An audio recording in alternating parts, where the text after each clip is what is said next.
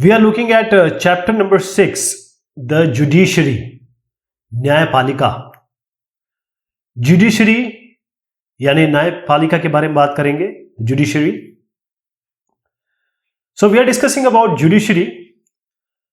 Whatever we see, two people, they have some issues like some land issues or property issues or family issues. We always see that these people go to the court for some judgment. But judiciary, apart from this basic work, it has also some political functions. And if you consider Supreme Court of India, this is the Supreme Court, topmost court in the pyramid of all the courts in India. So the Supreme Court of India, SCI, it is one of the most powerful courts in complete world. So what are we going to study today or learn is what is the meaning of judiciary independence? What is the independence means? Then the role of this Indian judiciary in protecting the rights of us as a citizen, a right of different organizations.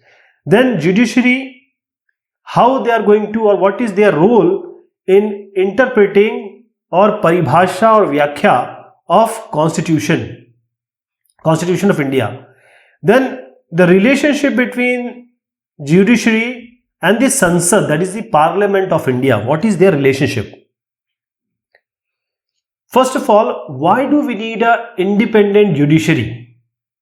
What happens that in our society, wherever you go, even in your family, see, if this is your family, what will happen? You are here, your sister is here. Now the sister will say that you have taken my pen or my book or my copy or some toy. Now there will be some conflict between you, and you will ask your mother or father. So father will come and they will take a decision. Now this decision should be unbiased. It should be based on rule of law. That is just that the father loves the girl more, or he is biased towards this girl. It is not the idea to give the verdict in favor of girl. The father should be unbiased, free, and without any pressure to take a proper decision that who has done wrong. In the same way, the judiciary, whenever this condition arises, it should rule on the basis of rule of law, Kanun ka Shasan. That is, whether you are rich, poor, whether you are a man or a woman, whether you are forward, you are backward, whichever caste, creed, gender you belong, the law should be same for each and every one of us and you. And this is called the rule of law. So what is the judiciary role? The judiciary main role is to have this or to protect this rule of law, and also to ensure that the law prevails. Our rights, any disputes, whatever happens between individual, group or anybody. Now this can be done only, all this can be done only when the judiciary is independent. That is, judiciary is swatantra, without any political pressure. In India or wherever you go, there are always political people, those who are heading various institutions, various parties, government, various state governments, etc. So there will always be the political people. Now they have power and they can put political pressure on this judiciary. And see, if the mother comes and the mother puts pressure on the father that he is always naughty, he has done always wrong, reprimand him. Is it good that on mother's pressure the father gives a wrong decision? This pressure should not be there. That is why the judiciary need to be independent. So let us come to whatever we have seen, that the independence of judiciary means what? That the organs of the government, like the executive, like the legislature, must not stop the functioning of judiciary. That is, they must not put unnecessary political pressure on, or judiciary should be free from any political pressure or pressure from this executionary and this legislature. And they must not interfere. They must not interfere with whatever decision judiciary is giving. Judiciary should be independent so that they can give any decision which is based on rule of law, and not listening about what legislature is saying or what executioner is saying or pressurizing them.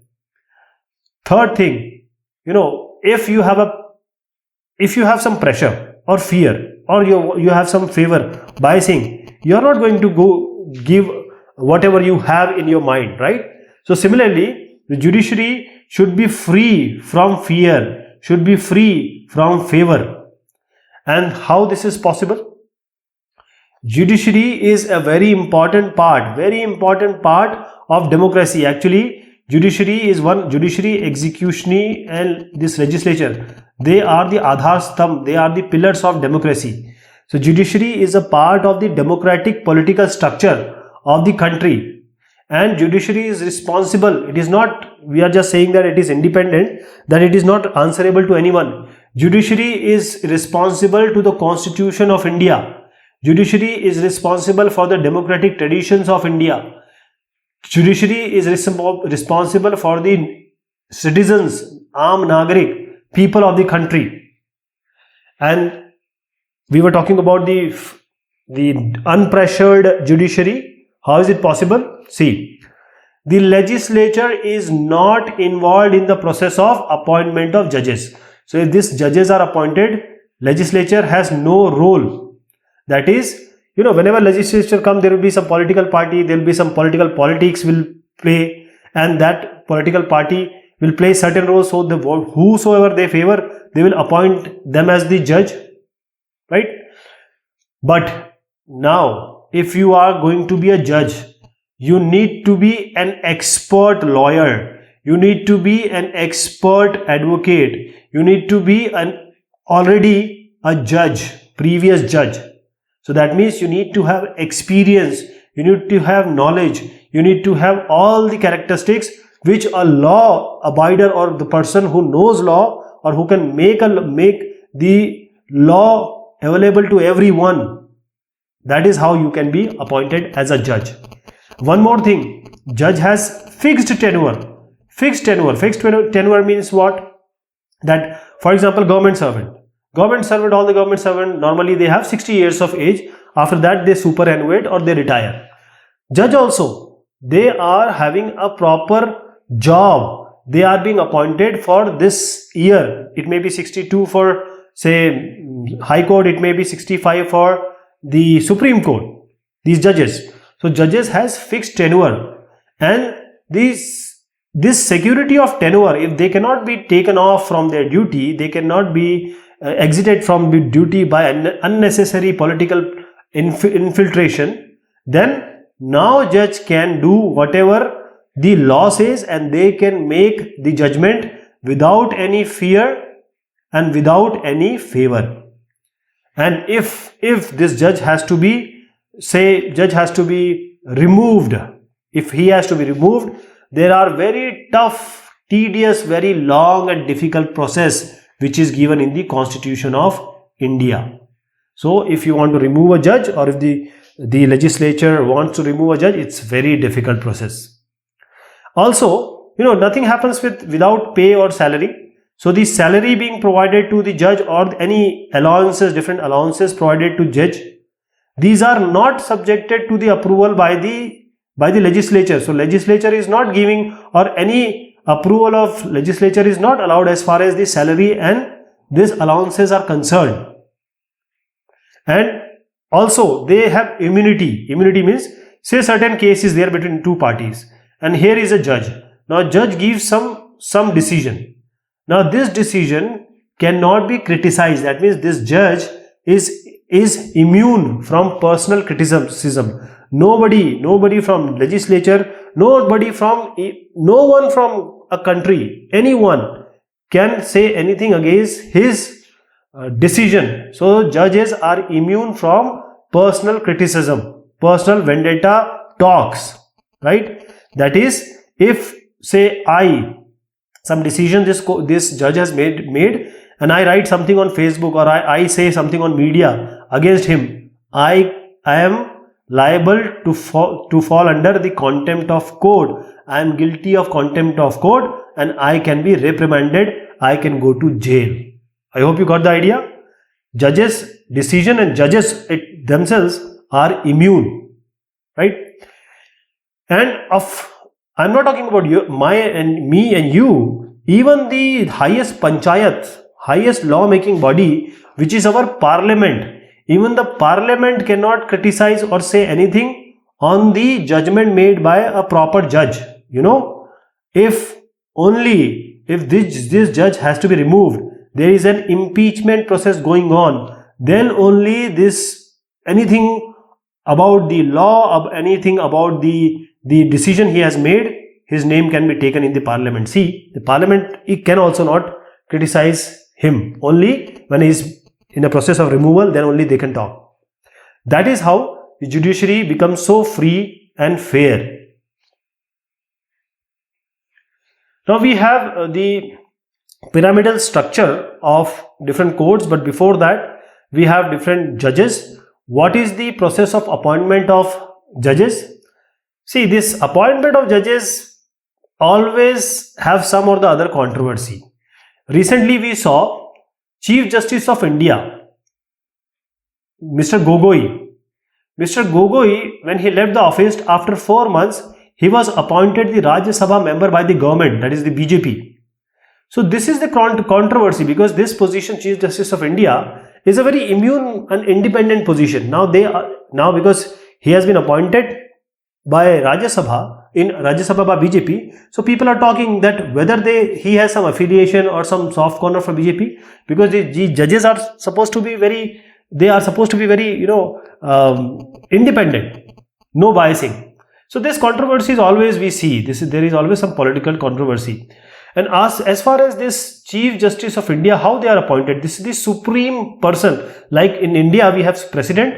In our government, we have Prime Minister. In state, we have Chief Minister.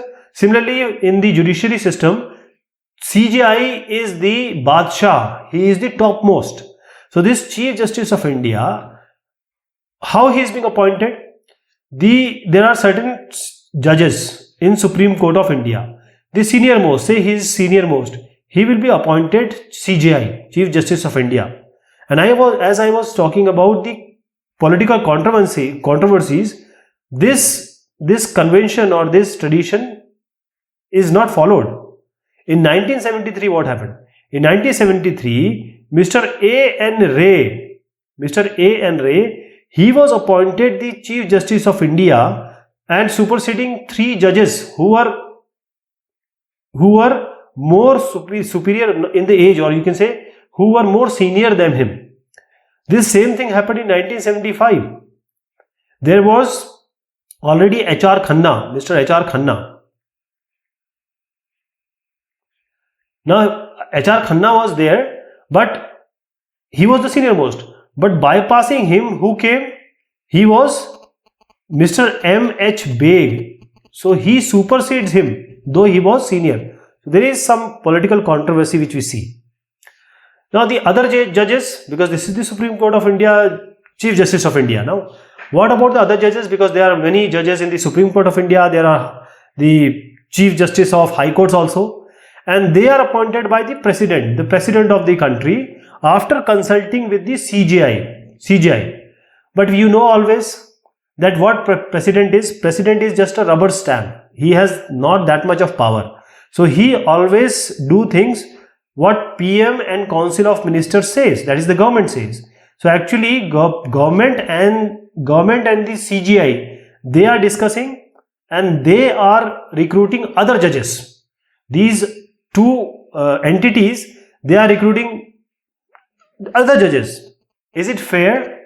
Is it fair that the government is, because we want this judiciary to be independent, but now the legislature, or you can say the people who are in government, they are putting the judges on their seats.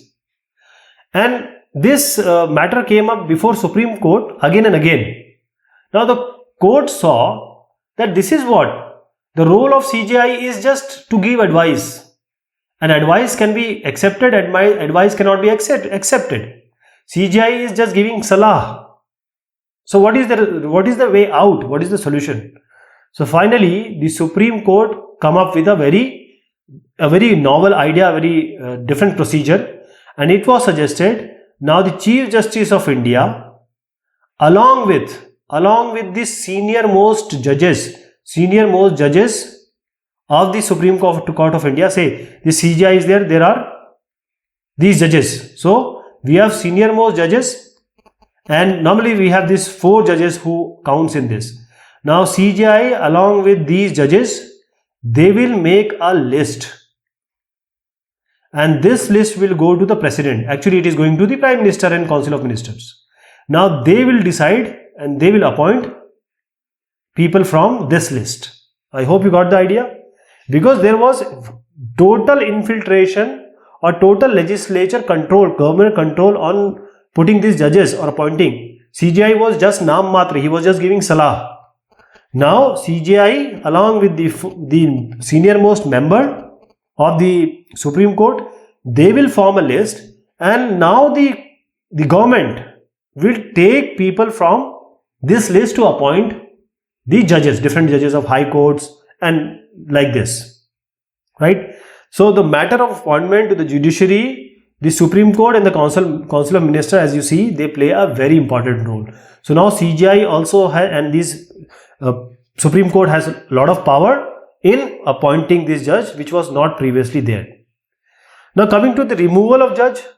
Now a judge of a Supreme Court or a High Court, Supreme Court or a High Court, they cannot be removed. It's very difficult. They can only be removed if they do some misbehavior, or they have some incapacity. It is proved that they are incapable. Okay, incapable. If they have done misbehavior, like some molestation case or some rape case or some sort of incapacity is there, then only they can be removed. So it is very difficult for removal of judge, and it is seen that the removal process is too difficult. The member of parliaments, the MPs of the legislature of the Rajya Sabha and Lok Sabha, they have to come to a common consensus. Only then a judge can be removed. See, there is a catch here. Appointment and removal. In the appointment, the government of India, that is the Prime Minister and the Council of Ministers, that is the cabinet, they play a vital role in appointment. But and the CJI, of course.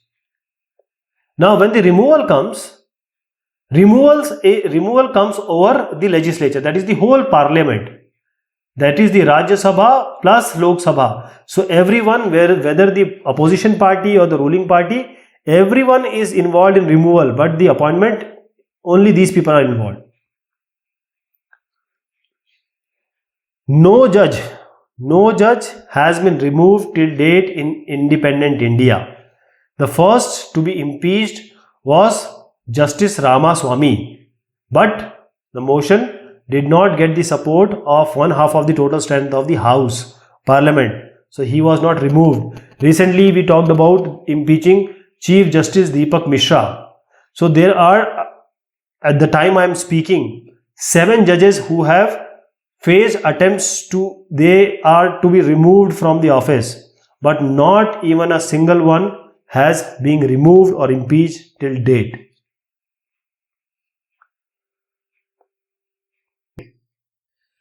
So Indian judiciary has a pyramidal structure. This is a pyramidal structure, and there are various federal countries, but India do not have separate state courts. That means, say we have a Tamil Nadu state, we don't have any separate state court under the government of state. We have only the integrated central judicial system. What does it mean? First of all, we have the Supreme Court. India does not have separate state courts. The structure is in the form of pyramid. The topmost position is of the Supreme Court. Then we have the High Court. Then we have the District Court. And then we have the Subordinate Court. Adhinasth Nyayalaya. Subordinate Court. So this is the whole formation. If you want to go deep, so this is the formation of our judiciary system. So why this is integrated? Because the topmost SC is the controller of all these three. High Court is the controller of these two. District Court is the controller of Session Court. So this is how the hierarchy goes. Supreme Court of India, the SCI. Now its decisions are binding to all the courts, whether it may be HC, DC, SC, wherever, whichever you are talking about, all those courts need to abide by, accept the decision by the Supreme Court of India. Now the Supreme Court has the power to transfer the High Court judges, say from Nainital to say Bihar someplace. Now High Court, now let me complete this, can move any cases from any court to itself. That means if a case is here District Court, Supreme Court can anytime take this court to itself. Then it can transfer cases from one High Court to another. For example, something happens and this guy is not happy with the government of that state. He says that I may not be, I should not be having my case in this state. Let me please transfer this court case to some other state. So state to state transfer, High Court transfer, because he may not feel safe when this case is in one state. So the transfer of the case, that is the transfer of case from one High Court to another, can be done by the Supreme Court of India. Then coming to High Court. Now this High Court is one level below the Supreme Court. Now it can hear appeals from low court.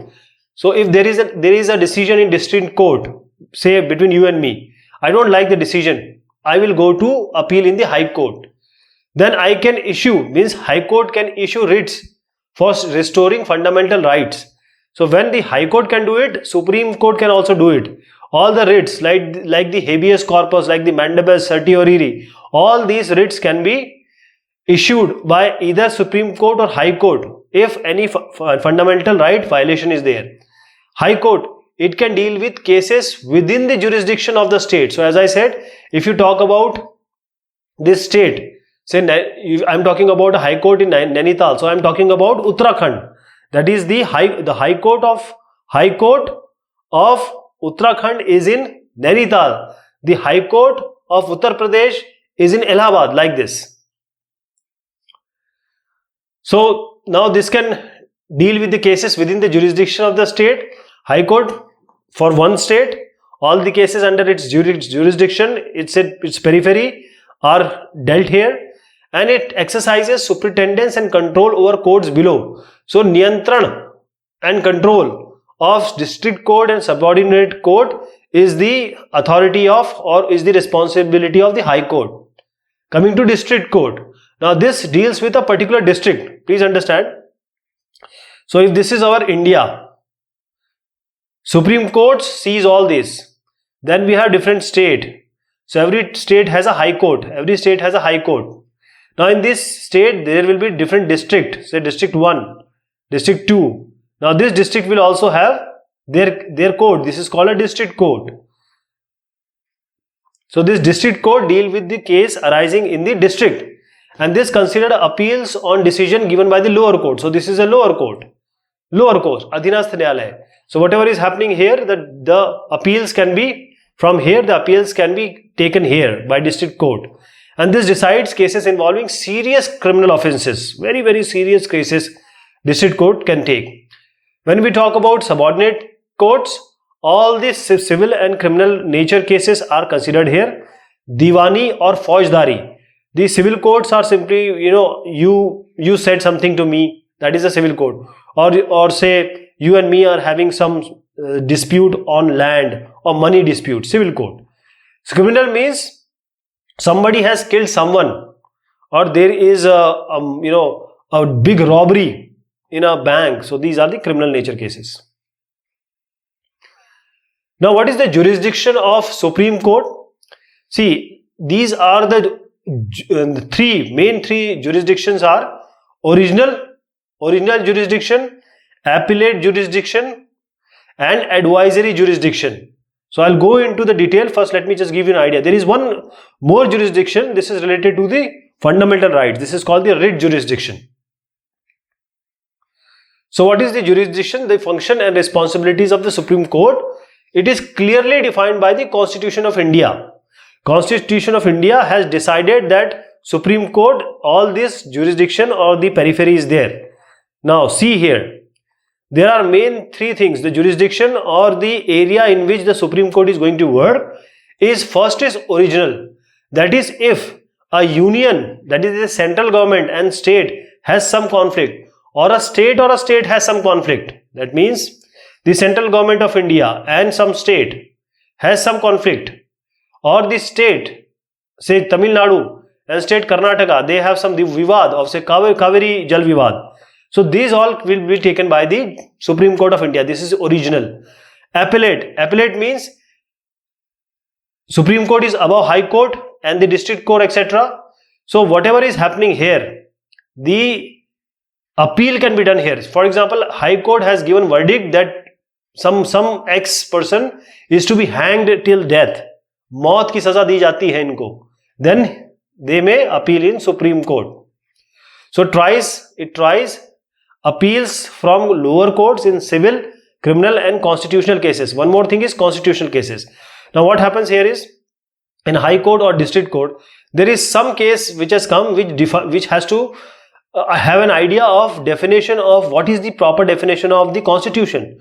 So this Constitution Vyakhya, Constitution Paribhasha, understanding the Constitution, this will go to Supreme Court. Supreme Court is the final authority. Then we have advisory. Now the President of India, he needs some advisory on some law or some public matter. Now the President can ask the Supreme Court to give the advice on certain matter, the Kanuni advice. Now there is one more thing which is writ. As I said, original, appellate and advisory as the basic thing. Then we have writ. So if anyone, you and me, citizen of a country, our fundamental rights has been violated, then the Supreme Court of India can have writ jari kar sakti hai, can produce a writ. That is habeas corpus, mandamus, prohibition, certiorari and quo warranto. This is just to provide the fundamental rights of the individual. That is the fundamental right. मौलिक अधिकार हमारे रोकती है, समझाती है, प्रतिबंधित करती हैं. This is the jurisdiction of Supreme Court. One more thing is there. There is a special power. Now this comes under the appellate. Can grant special leave to an appeal from any judgment or matter passed by any court in the territory of India. So if anything is happening in High Court and any court which is below Supreme Court, they have always the special power over any cases. So let me take you to the detail of original jurisdiction. Original jurisdiction means in the Supreme Court is the highest authority. So if there is a problem between the central government and the state, or state and state, so these conflicts, they can directly be approached, or they can directly be dayer yachika, or the yachika can be given in Supreme Court if there is a problem between state and government, state governments or central or state government, right? Union and states. So this is going to be solved by Supreme Court. Then Supreme Court just not settles, it also interprets the power of what is the union power, central government power, what is the state government power, and whatever is being said in the Constitution of India.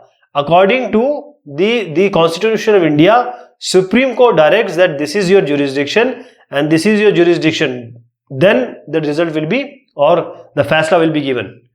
As I said, writ jurisdiction, as I said, that you and me, we have some certain fundamental rights. We have 6 fundamental rights. Now, if any of these 6 fundamental rights has been breached, violated by anyone, any sanstha, any organization or government, then the Supreme Court can issue writs, and this writs I already told you, special orders are there. For example, you went to a government servant, and this government servant has not only misbehaved with you, he is not doing proper duty. So the Supreme Court can issue a writ against him. Now, appellate jurisdiction, as I said, Supreme Court is the highest authority. All the High Court, all the the District Court, whatever decision is there, the decision can be appealed in the Supreme Court. But if any decision of this High Court has to go to Supreme Court, because what will happen? If you and me are fighting and I don't like the decision, I can go here, anyone can go here. So that will be a burden to Supreme Court. So the High Court has to certify that our case is really fit. The High Court will certify that our case is really fit for appealing, right? If there is really very important matter, say we are dealing with some constitutional matter, we have to define the constitution and nobody is capable of defining, only Supreme Court will define what is written in the constitution, and the paribhasha and vyakhya will be only done by the Supreme Court of India.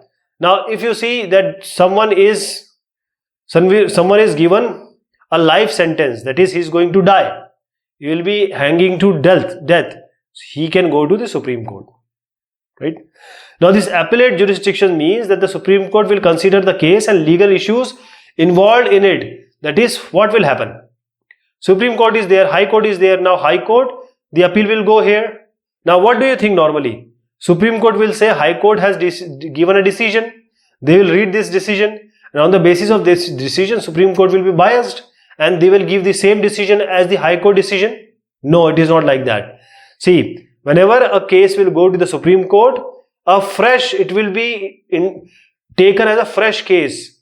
Same hearing, means hearing will be done again, evidences will be seen again, everything will be done again. It's not that High Court has given certain decision and somebody has appealed here, so Supreme Court will keep the decision of High Court. No, everything will be done fresh here. Now, this High Court also has the, we have District Court, etc. So you can go to High Court if you don't find your decision worthy or you don't find that decision कानून के हिसाब से हुआ है. Now, advisory jurisdiction. President of India can always ask for the judicial say ideas. कानून के हिसाब से. What is the constitution, interpretation of constitution? What does constitution say in this? So he can always go to the Supreme Court of India. Supreme Court will give the advice to the president. President may accept it, may not accept it. सलाह, इसे कहते हैं सलाह. Supreme court सलाह देगी president को कि ये कानून का मतलब ये है और ये ऐसी चीज है. Now, government is there. Now, government is going to put a bill in the parliament. Now, parliament is having the best minds, best people, best leader in our country. Now, most of these leaders are advocate. So, if the government does not put the bill in a proper way, the advocates here, the sansads here, the member of parliament, this bill will fall on its head or fall on its face. So, the government, before putting the bill, they will take the legal opinion from the court, so that if any problem is there or any loophole is there, it can be corrected before it is produced in front of the parliament, and this is called the legal opinion. We have two things. This is Article 137 and Article 144. Article 137 says the Supreme Court shall have the power to review any judgment pronounced on or order made by it. So, Supreme Court shall have power to review any. So, it has passed a judgment, Supreme Court. Now, this judgment can be reviewed. This is Article 137. Now, Article 144 says all authorities, civil and judicial, in the territory of India shall act in aid of the Supreme Court. So, Supreme Court, all other authorities will aid it, help it, this Supreme Court. So, Supreme Court, whatever decision it is taking, it has to be accepted, it has to be abided, it has to be binded by any other court which is lying below the pyramid structure. I hope you got the idea. Now, coming to the judicial activism. What is this judicial activism? See, what happened? we'll talk about public interest litigation or social action litigation. PIL, public interest litigation. SAL, social action litigation. What is this? Now, what's happened in 1979? If there is a person who is destitute, who can't even feed himself or family, he is marginalized, he is from a very, very poor community, like he is a Muslim or he is a Dalit. So he belongs to a very poor, things. He cannot go to the court. He has no power. He has no money, nothing. Now, when he cannot go to a court and his fundamental rights or anything which is related to the public sense is violated, what will happen? Say you and me, we are good people, we are activists, we have an NGO, we work for the betterment of these people who are destitute, who don't have money, who are poor. So on the behalf of this guy, we will go to the court and we will say, this is our PIL, this is public interest litigation, Janhit Yachika, please address this and give the decision. This is PIL. So person whose rights has been violated, say who is involved in any dispute, can always go to the court of law. But in 1979 it changed. Now the court has decided that if any problem to any person or a group is there, anyone can file the case on their behalf. This is called this is on the public interest, and that is why it is called as public interest litigation. That is why, because ये जनहित में थे, लोगों के लिए थे, लोगों के कारण थे, that is why इसीलिए इसको जनहित याचिका, that's why it was called as public interest litigation. Now the judiciary began considering not only the PILs, public interest litigation, not only that, even if you are a very poor person, you just write on this postcard, send it to the Supreme Court. Now if the Supreme Court finds this letter or whatever written is in the postcard as related to grim situation of any society, any person, they will take up your case. Even in the newspaper, some news has come.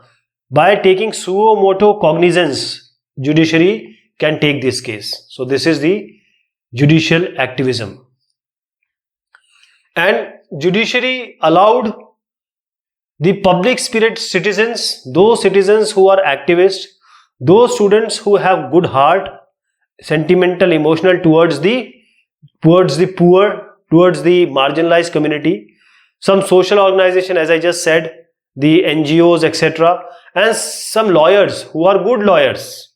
All these people now, they can act, they can work for the needy and deprived people, like those who does not have the money or the courage or the resources to go to the court.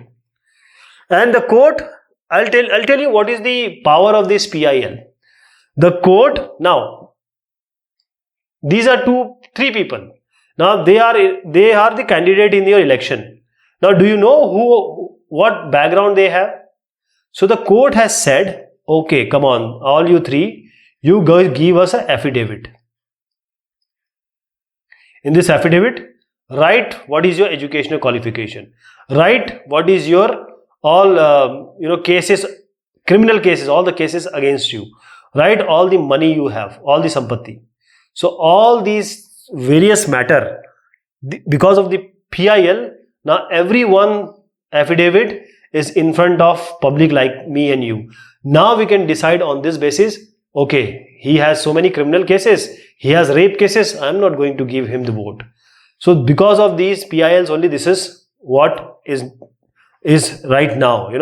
You have to, the candidate have to give affidavits giving all the income, educational qualification and the cases of what are on them. Then there is, however, a negative side also. Now there are so many PILs being fined. There are so many thousands of PIL being fined. Now the judiciary is overwhelmed. We have less courts. We have less advocates. We have less judges. We have very few of them. And the cases are pounding where, it's overwhelming. They are too much. when this PIL is coming, so many PILs are coming, the judiciary is in trouble. Now judiciary is solving the problems of the executive and the legislature, and this is not judiciary duty. For example, just take an example. Say air pollution, the sound pollution, and corruption cases, the electoral reforms cases. All these, it is not the duty of judiciary to solve. This is the problem of legislature. This is the problem of the Vidhaika and the Karyapalika. So judiciary is unnecessary dragged into all these things because of the PIL. So this is the drawback of PIL. Now coming to judiciary and rights. Constitution, we already seen that the judiciary is there to protect our rights, mainly the fundamental rights. So how does judiciary do this? The Constitution has provided two ways in which the Supreme Court can remedy the violation of fundamental rights. First, it can restore the fundamental right. It can issue writs. It can issue writs like habeas corpus, mandamus, etc. And this is under Article 32. And the High Court also can issue the writs. That is, High Court also have same power. So the Supreme Court also and the High Court also. The High Court is under Article 226. The second thing is, the Supreme Court can declare the law as unconstitutional and therefore non-operational. This is Article 13. So if any law is passed and Supreme Court sees this law to be violating the framework of the Constitution, the Supreme Court can always say that this law is unconstitutional. Judicial review, we have already seen about this. This refers to the power of Supreme Court, and not only Supreme Court, the High Court also, to examine the constitution validity of any law. That is, if any law has been made and this law is not consistent with the provision of the Indian Constitution of India or Indian Constitution, such a law can be declared inapplicable, kharij, unconstitutional. And what about the federal relation? Federal relation is simply relationship between the states and the central government, that is the union government we call them. So Supreme Court, in case of federal relationship, the Supreme Court can use the review power, judicial review power, if a law is found inconsistent, if the distribution of power is not proper. For example, union government is making a law which is in the state list. Now this is a state list. So we have three lists: state list, union list, and a concurrent list.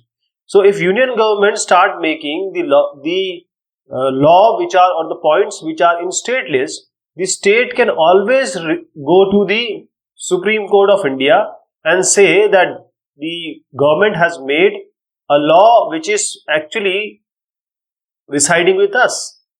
So then the state can always go to the Supreme Court, and the court, if agrees with them, then they will always say that the law being made which is actually in the state list is unconstitutional. And when we talk about the right against exploitation, if you remember, right against exploitation, shoshan ke viruddha adhikar. Now this right prohibits the forced labor, the trading of human flesh. Human as a flesh means trading of human, especially the women child, and also there is the prohibition, that is employment of children employment in very dangerous or hazardous job, and this has all come from the two things. One is PIL, the other is judicial activism, that is the judicial review, judicial activism, all these you can say. So the court considered a whole set of cases, not only this PIL and judicial activism. There were so many jail inmates, those who are behind the bars, and they were living life without even convicted or without even being trialed at the court, and they were released just because this PIL's Janhit Yachika were filed, and then the inhuman condition of the people working in various different jobs like stone quarries, and especially the child girl, sexual exploitation of the child girl. So this all has stopped, and the court has taken due diligence, just because there are some people like us who are doing this for these people for whom nobody is listening. PILN, judicial activism. Then coming to the judiciary and parliament, see, if we see the democracy, we already know, we have seen a lot about this, that the judiciary, the executive and the legislature, these are the pillars of democracy. So the parliament is what? It's a vidhaika. It's legislature. So what is the relationship between the judiciary and the legislature? Apart from taking very active stand on the matter of rights, the court has been active in seeking if any legislature take any action or anything which is, you can say, targeting the constitution, right? So judiciary is always there.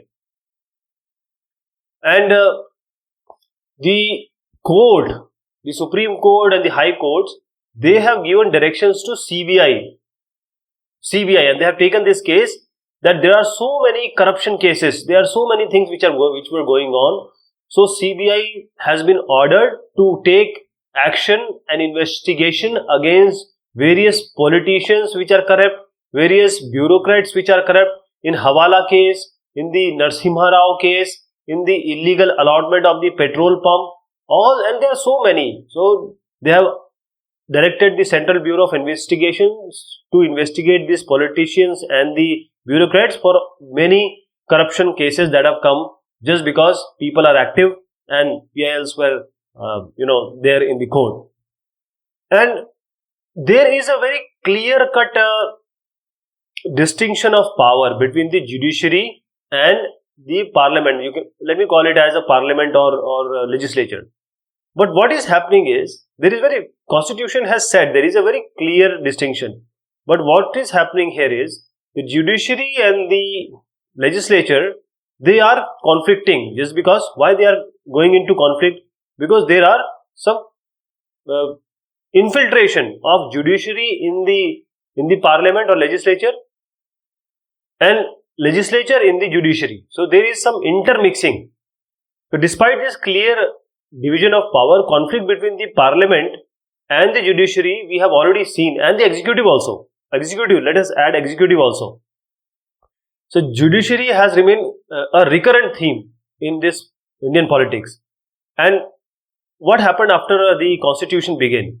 When the constitution came into place, there was a controversy. There was a controversy regarding right to property. Now, right to property, if you remember, we had 7 Maulik Adhikar, 7 fundamental rights. Now we only have 6 fundamental rights. There was a fundamental right called RTP, that is the right to property. This was being scrapped. And let me tell you how it happened. Now, when the government came into power after independence, they wanted to do certain changes, that is the land reforms they wanted to do. For that, this right to property needs to be changed. Right to property needs to be scrapped. Now the judiciary came in being. Judiciary says you cannot play with this Maulik Adhikar.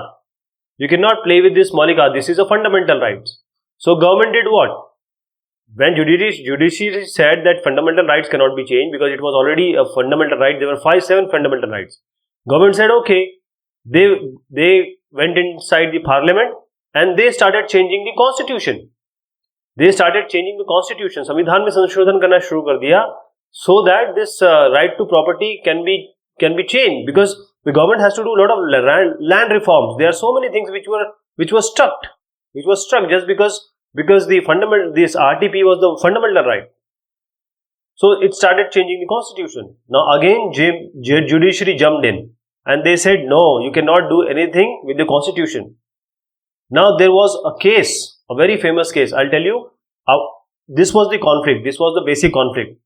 So in 1973, as I said, that there was a famous Keshavanand Bharti case. In this, court ruled out that no one can change the constitution, not even parliament. even through amendment, even through any constitutional amendment, the basic structure of the constitution cannot be changed. The court did two more things and that solved this issue. First, it said that the right to property, which was actually the issue of dispute, the court said the right to property is not a part of the basic structure. Then, therefore, it can be scrapped, it can be changed. So now the government can do the land reforms and various activities. So when the judiciary said that this RTP is not the basic, not comes under the basic structure of the constitution, now government can do things. First thing is this thing the judiciary did. Second, the court reserved the right to decide whether various matter are a part of basic structure or not. Like this right to property act. Now judiciary said this is not a part of a basic structure. Now there can be some other issues also. Now judiciary is going to decide whether this is a basic structure, this is violating the basic structure, or this comes under the basic structure or not.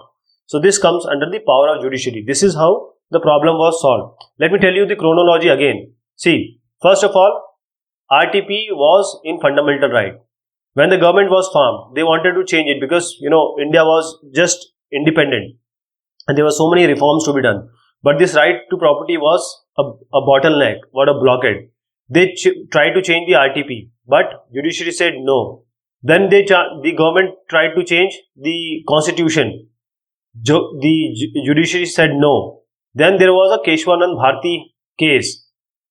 Then the judiciary said, okay, RTP, Right to Property Act, is not coming to the basic structure of the constitution. So there were 7 Maulik Adhikar. Now they scrapped this. So there are now 6 Maulik Adhikar, 6 fundamental rights. After that, judiciary also said, okay, now this is our duty, that we'll try to find out whether something is violating the basic structure or not. It is our duty. Now, the thing is that there is a parliament. Now, parliament has a speaker. Some member did something, said something, or came to the near the asan of speaker, and he gave a fiery speech. Now, the speaker is not very happy with him. He suspended this member of parliament. Now, this parliament has all the right to suspend any member if he is found guilty of doing anything which is unparliamentary. But this guy, this MMP, can he go to the judiciary? Can he go to the court that I have been suspended, do something? Can he seek protection to the court? See, these are the matters which are very complicated. And these matters, there are some various issues which are not even being solved today. And there is a conflict. Always we see judiciary and the legislature. They are like husband and wife. They are always, loving each other, and sometimes they are fighting with each other. So there is always some kind of conflict or resistance, aberration between these two. And there are several instances where the parliament and state legislatures, they have cast aspersions on the functioning of the judiciary. That is, there is a rule. Nobody can talk anything what judiciary has said. So, avmanna ho jayegi nahi to, contempt of court. So, nobody can say anything whatever the judges has to say. But the legislature, the neta, the mantri, the vipakshi dal, these people have criticized what the judgment has been made. So, there is no clear cut. There is always a sort of conflict between these two. So, in spite of the tension which we see, or a conflicting or some common problems between the judiciary, the executive and the legislature, still the prestige of judiciary has increased considerably in India. And judiciary in India is known for its freedom, for its independence. And democracy hinges on a very delicate balance of power.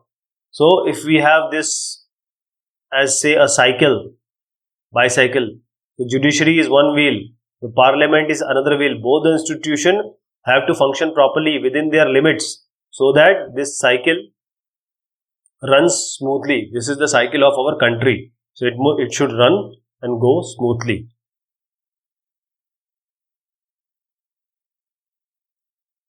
So this is all about this topic. Thank you so much and take care of yourself.